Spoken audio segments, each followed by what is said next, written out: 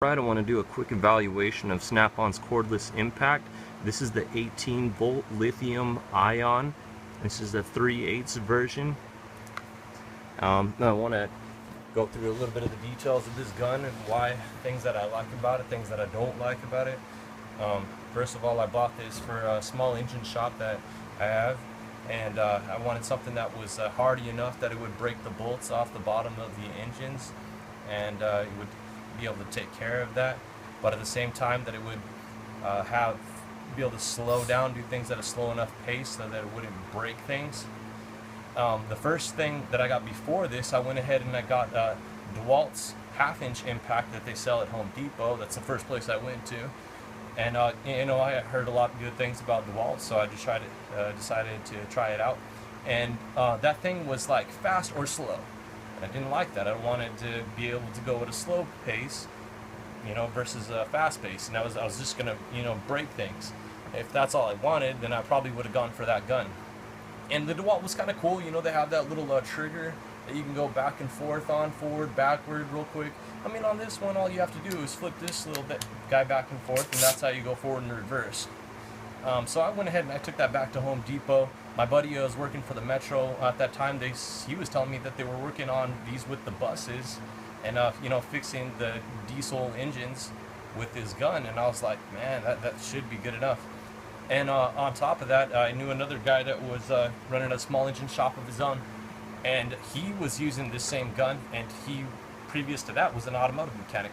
So I figured that was enough information for me to be able to be on board, especially spending amount of $550 to that tune.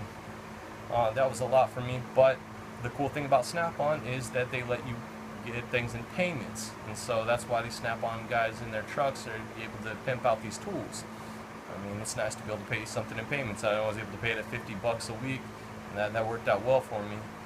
Yeah, a few quick things that it has here. I mean, you can just tell how much charge you have left.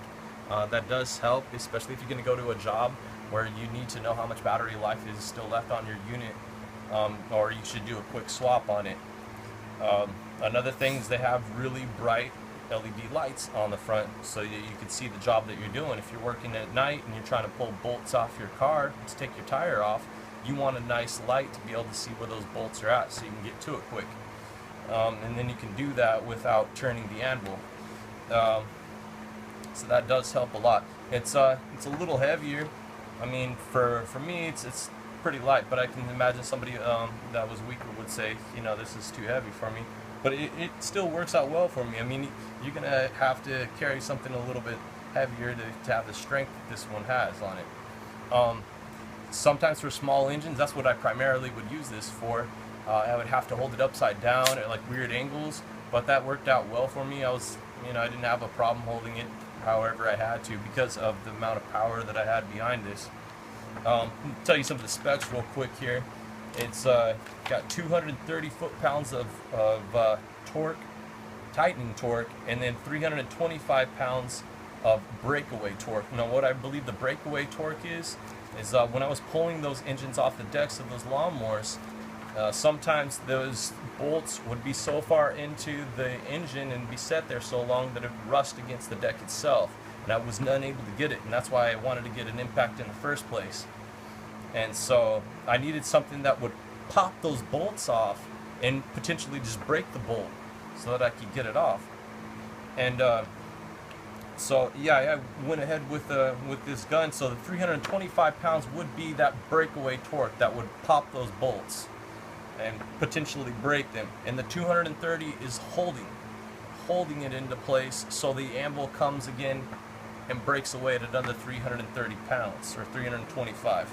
The noise level, it says, is 97 decibels.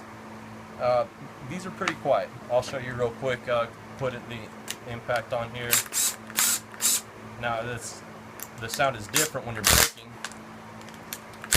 They have to hold this, and with all my force, my grip pushing against, I mean, this is a socket wrench right here. If I can hold it pretty tight and stop it from turning. But that, I mean, it still can turn. So yeah, it's plenty for those little applications that you'll need. I imagine out of a ½ inch the anvil that you're going to be able to get a little more torque out of it. And of course, the further out from the tool itself you go, you lose torque. The further out, you won't be able to bust bolts. So I'm sure that if I was to, stop this anvil right here, I can't do it. I can't do it. It's just, it's getting black stuff, all kinds of. Hey, but my gun's clean now. So yeah, little history on SnapOn. It was SnapOn bought Silex tools in 1994, and Silex, they were making aerospace equipment and value grinding equipment. So they were already top of their game, but then when Toshiba and Panasonic, Hitachi came in, they were able to sell units that were cheaper for less money. And so that Silex was going under, so SnapOn went ahead and bought them, and then that's how they're able to give us the quality tools for the price that they have. One thing that I would say that would be nice about this gun is if the anvil itself would hold my tools on it. It would. I got used to it because I would learn to hold it at certain angles so that it wouldn't fall off. And I'm sure that if I were to take the pin right here and open it up a little bit further, that it would help me, and it would hold the sockets and things on there. But I don't want to mess with a gun that costs $500, and it's like, jeez. Another thing is that a lot of people are talking about the battery packs aren't good enough. I mean, I got the lithium-ion 18V, and these are real hardy. If you know about lithium-ion, they last a lot longer than the NiCad batteries. The NiCad batteries has a tendency to get hot, and the lithium ions over time they keep their charge the entire time until the end of the cycle, and then they die out. Whereas the NiCad or the cadmium batteries, they'll just die during the whole time. It'll get slower and slower, and the lithium ion will just stay constant until the end of the cycle and then die out. So I like that it has enough energy the whole time, and then at the end of it, done, swap it out. The only thing about lithium ion is that at the end of it has a life expectancy. So after 3 years, or from whatever its birth date, it actually has the birth or on the serial. You can put that in, and then you can find out when the battery was created. And from that creation date, you have a death date or anticipated date of death that will occur. So it's kind of like the Achilles heel on your tool there. I mean, the tool itself is awesome. I mean, if that was all I had to judge it on, then it would be like probably almost a perfect tool. But it kind of does just count on the battery. But you gotta go cordless with whatever trade that you're in. If you're still using air power tools, you gotta go cordless.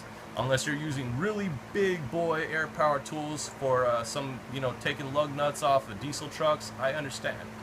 But if you're doing small engines, like I am, I mean, it's nice to have. You don't want to be on the cord. You don't want to be still on the umbilical cord. Go cordless. You'll thank me. Yeah, that's all I can say, man. I mean, if it's expensive, but you pay for the SnapOn name, and then it's kind of like Apple. You still got the resale value there. Somebody else is going to be willing to buy it. They want a piece of the SnapOn too. So I hope that has helped you guys. If you have any questions for me, just hit me up in the comments. There's also a video that I would like you to see if you're really interested. This is pretty much what sold me also, is there was a SnapOn and an Ingersoll Rand. They put them right up front to each other and just battled it out until the SnapOn beat it, and the Ingersoll Rand was puffing smoke out the top. So yeah, that's why you want a SnapOn tool. And if you're talking Matco is just rebadged Ingersoll Rand. So, I mean, yeah, you got your options here, and they're not very many. So I hope that has told you guys something, and yeah, just hit me up in the comments. Thank you.